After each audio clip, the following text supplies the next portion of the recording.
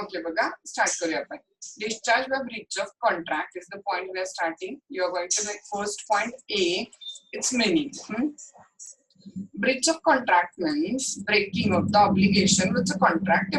Simple. Contract आपण ठरवलेलं ना की I'm going to supply you 200 kg rice costing 80 rupees per kg. But I'm making the break of that obligation. That means I'm doing the breach of contract. Simple. It occurs when a party to the contract without lawful excuse, काही कारण नसताना पण आपला part fulfil करत नाही, does not fulfill its contractual obligation or by his own acts make them possible, that he should perform the obligation under it. It confers the right for damages on the injured party. तुम्हाला कुठला option देते सांगा law, ज्याला मी तुम्हाला ते rice पाठवत नाही त्यावेळेला you can find the suit for damages against me. Then after A meaning we are going to make a B point, kinds of the breach of contract. Okay, you're aware what are the two types: actual breach of contract and anti.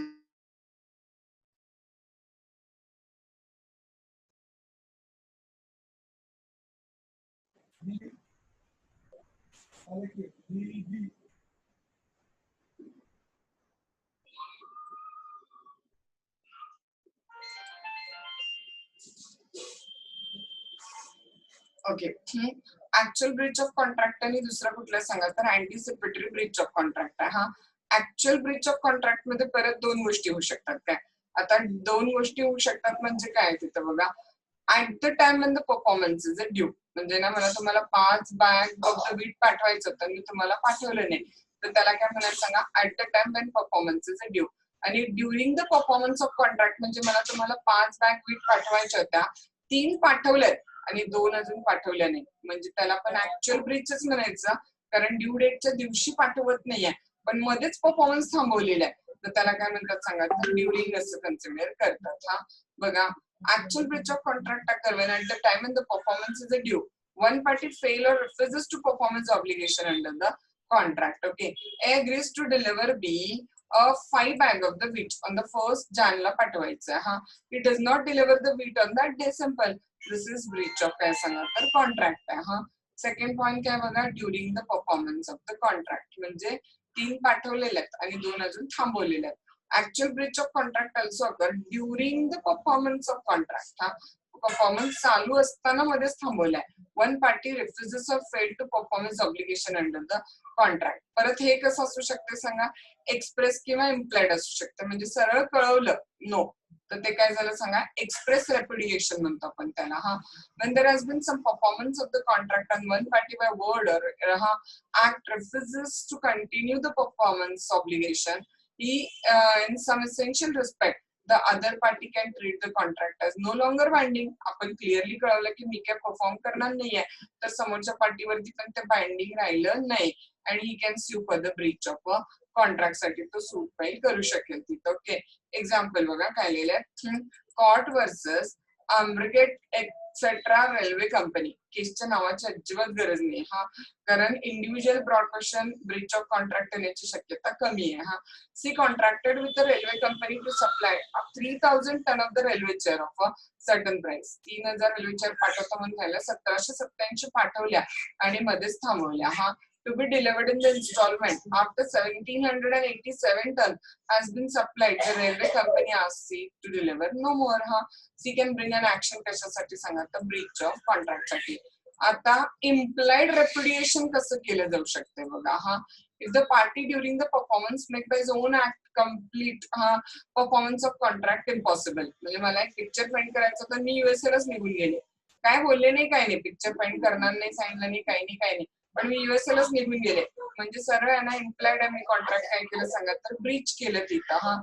The effect is as if he has breached the contract and the other parties discharge from the further performance of the contract. या दोन्ही cases मध्ये the both case 1 and 2 the party not in a breach, ज्यानं contract तोडलेला नाही, can treat the contract no longer, कारण तुम्ही तोडलाय ना contract, त्यामुळे तुम्हाला आता परफॉर्म करायची गरज आहे का त्याला तिथं तर नाहीये. No longer binding on him and sue for the breach of contract. आणि तुम्ही माझ्या कशासाठी सूट फाईल करू शकता सांगा तर ब्रीच ऑफ कॉन्ट्रॅक्ट साठी सूट फाईल करू शकता. आता अँटिसिपेटरी म्हणजे लक्षात आलं, कॉन्ट्रॅक्ट फॉर्म कधी करायचं 24 तारखेला, आणि मी 22लाच तुम्हाला कळवलं की I am enable to perform, म्हणजे त्याला काय म्हणाल सांगा, अँटिसिपेटरी ब्रीच ऑफ कॉन्ट्रॅक्ट. हे परत दोन पद्धतीने होऊ शकतं, एक्सप्रेस आणि इम्प्लाइड पर्यंत. म्हणजे ना मी 22ला तुम्हाला प्रॉपर कळवलं की I am enable to send you the rice, म्हणजे हे काय झालं सांगा, तर एक्सप्रेस झालं काय, हा अँटिसिपेटरी ब्रीच ऑफ कॉन्ट्रॅक्ट. पण मी 22 तारखेला माझं दुकानच बंद करून टाकलं, कायमस्वरूपी माझं किराणा दुकानच बंद केलं, म्हणजे काय झालं सांगा, तर इम्प्लाइडली मी अँटिसिपेटरी ब्रीच ऑफ कॉन्ट्रॅक्ट केलेलं आहे तिथं. हा, it occur when a party to executory contract declare his intention of not performing before the performance is a due. समजून घ्या, अँटिसिपेटरी म्हणजे 22 तारीख, हा 24 तारखेला परफॉर्मन्स करायचा होता, 22लाच आपण कळवून टाकलं की I am enable to perform, anticipatory breach of contract झालेला आहे. परफॉर्मन्स बिकम ड्यू त्याच्या आधीच आपण मोडलेला आहे. ते परत दोन पद्धतीने होईल, एक्सप्रेस आणि implied. By expressly renouncing his obligation under the contract, हा A undertake to supply certain goods to the B, कधी बघा 1 जनला, before the date he inform B की he is not going to supply the goods. Simple, this is anticipatory breach of contract असं सांगा, तर express रेप्युडिएशन आहे इथं. हा, सेकंड बघा, by going some act so that the performance of promise become impossible. by going झाले हे, by doing पाहिजे, फक्त एवढं दुरुस्ती करून घ्या तिथं.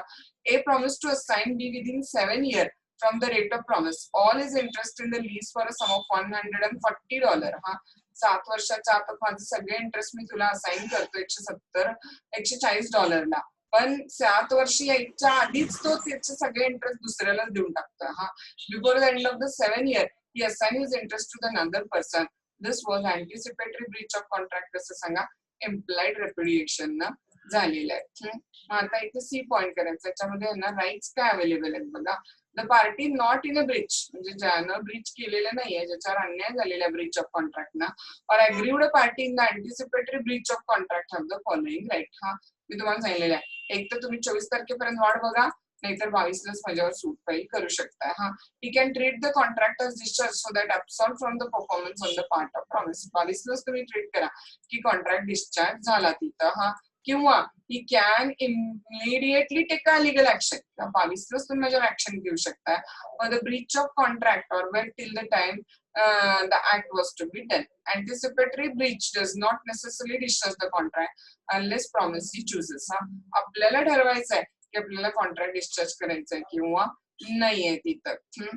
आणि डॅमेजेस काउंट कसे करायचे सांगा, तुम्हाला सांगितलेलं इथं डीई काय होतं ते बघा, कॅपिटल. हा, कॉन्ट्रॅक्ट प्राइस आणि ब्रीच प्राइस मधला फरक म्हणजेच डॅमेजेस आहे. सिंपल. हा, if the contract is ended by the promisee at once, you can sue the promisor for damages. Okay, the amount of damages will be measured by the difference between price prevailing on the rate of breach, लक्षात येत आहे, आणि the contract price. Contract price काय होती आपली ₹80 आणि Breach price काय झाली सांगा, ₹100.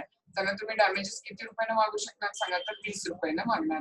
If the contract is kept alive till the date of performance of contract, हा, द मेजर ऑफ डॅमेजेस काय असतील सांगा, तर difference of price prevailing on the rate of performance and the contract price, हा दोन्ही मधला डेट मधला difference 80-100 म्हणजेच ₹20 काय असेल सांगा, तर डॅमेजेस काउंट केले जातील तिथं. हा, आणि लास्ट रोमन म्हणजे काय असेल, तर रोमन 4 वगैरे कन्क्लुजन. परत एकदा बघा, आपण कॉन्ट्रॅक्ट, आपण इथे युनिट नंबर आय थिंक 4 वगैरे काहीतरी एंड केलेला आहे. हा, युनिट 4 काय होतं, तर it is about performance of contract or what you can say the discharge of contract. हा, कॉन्ट्रॅक्ट डिस्चार्ज रोमन 1 इंट्रोडक्शन द्यायचं आहे. Modes of the discharge of contract, very common question asked in the paper many time. Modes of the discharge of contract, Roman 1 introduction, Roman 2 discharge of contract. That capital A discharge of contract चं काय घेतलं तर meaning. हा, capital B modes of the discharge of contract. एक सरासरी underline करून ठेवा, प्रत्येक मोड हा 1 ते 1.25 पान होईल एवढा अंडरलाईन आता रेडी ठेवा, कारण 90% पेपर मध्ये युनिट क्वेश्चन आलेले आहे, इंडिव्हिज्युअल पॉइंट वरती 90% क्वेश्चन नाहीये.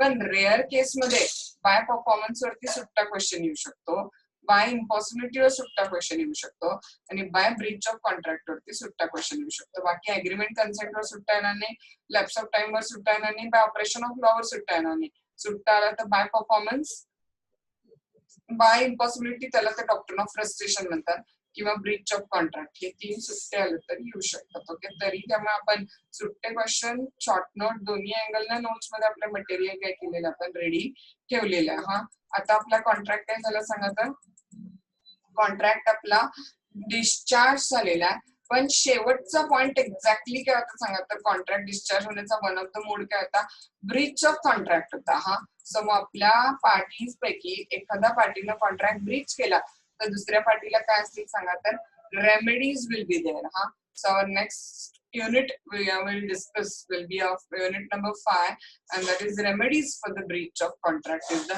unit we will see there on. तर उद्या आपण कुठला युनिट स्टार्ट करतो सांगा, तर remedies for the breach of contract unit start करतो. पण हा खूप वेळ ऑलरेडी काही ना काही कारणाने गेलेला आहे, कधी नेटचा प्रॉब्लेम किंवा कधी काय, माझा हेल्थ इश्यू पण थोडासा 1-4 दिवस झाला. आता आपण स्टॉप नाही करणार आहे, थोडस स्पीडअप मेंटेन करणार आहे. तुम्ही पण तुमचं स्टडी करा. आज हे सगळं वाचा, भरपूर संपवलेलं आहे आपण. हा काय पण डाऊट असला तर लेट मी नो टुमारो, की आपलं काही नाही कळलं तर तुम्हाला कळलेलं असेल तर मग remedies for the breach of contract unit number 5 next unit आपण काय करणार आहे तर स्टार्ट करणार आहे. आता पण काय डाऊट असला तर सांगा, काय प्रॉब्लेम नाहीये. अदरवाईज मग उद्या सांगा काय असेल. ओके, थोडस ओके ना, ओके. विश्वा, रेवती, यशस्वी, प्रशाली, निलेश. मॅम त्याचं मला एक विचारायचं होतं की ते अँटिसिपेटरी कॉन्ट्रॅक्ट होता ना, ब्रीच ऑफ कॉन्ट्रॅक्ट किंवा ते ऍब्सोल्यूट, त्यांचं डिफरन्स बिटवीन विचारू शकतात? विचारत नाहीये, पण काय विचारलं तर मिनिंग टाकून द्यायचं, कधी होतंय दोन्हीचे एक एक्झाम्पल असं टाकून द्यायचं. शक्यतो विचारलेलं नाहीये अँटिसिपेटरी आणि actual Breach of contract difference. Okay ma'am, हा जर लॉ मुळे जर एखादं कॉन्ट्रॅक्ट वॉइड झालं तर मग त्याच्यामुळे होणारं नुकसान कोण हे करतंय, भरून देतं? लॉ मुळे वाईट झालं तर म्हणजे मला कळलं. लॉ चेंज झाला, सपोज एखादं कॉन्ट्रॅक्ट केलेलं आहे आणि नंतर लॉ चेंज झाला आणि मग त्याच्यामुळे जे नुकसान होणार आहे ते कोण हे करतं? आपण जे बेनिफिट रिसीव्ह केलेलं असतं की नाही, ते बेनिफिट रिस्टोअर करायला लागतंय. मोस्ट प्रॉबेबली नुकसान जे होईल ते सेलरलाच होईल, कारण कॉन्ट्रॅक्ट अचानक चेंज झाला, त्याला मिळणारं प्रॉफिट किंवा जे काही त्याचा फायदा होणार होता तो होणार नाही ना तिथं. त्यामुळे जास्त करून लॉस हा सेलरवरच जाईल, जास्त करून लॉस.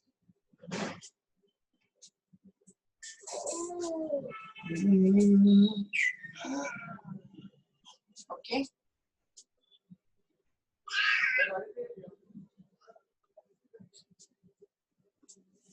रेवती. ओके मॅम, चलो करू डिस्कनेक्ट. मग उद्या तुम्ही मला तरी पण काय डाऊट असलं तर सांगा, काय प्रॉब्लेम. हा